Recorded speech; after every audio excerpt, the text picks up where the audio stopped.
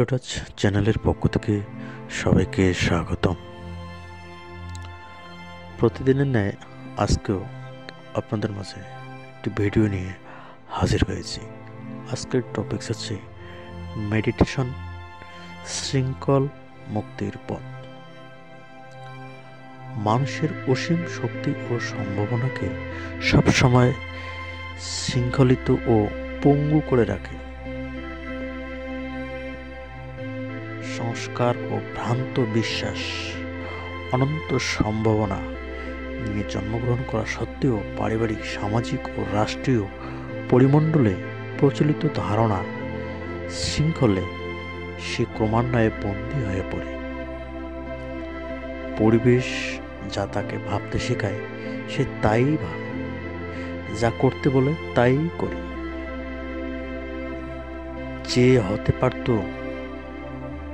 যুগস্রষ্টা বিজ্ঞানী, হতে পারত শতাব্দীর অভিযাত্রী, অমর কথাশিল্পী, হতে পারত মহান নেতা ও বিপ্লবী, হতে পারত আত্মজয়ী বীর ও ধর্মবেত্তা, সে মানব শিশুই ভ্রান্ত ধারণার বন্দী হয়ে পরিণত হচ্ছে কর্মবিমুখ, হতাশ, ব্যর্থ কাপুরুষে।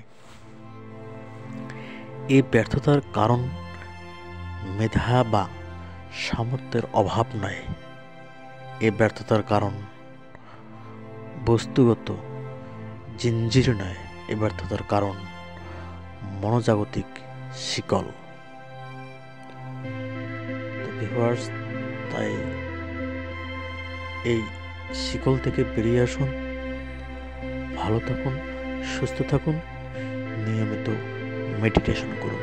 ধন্যবাদ।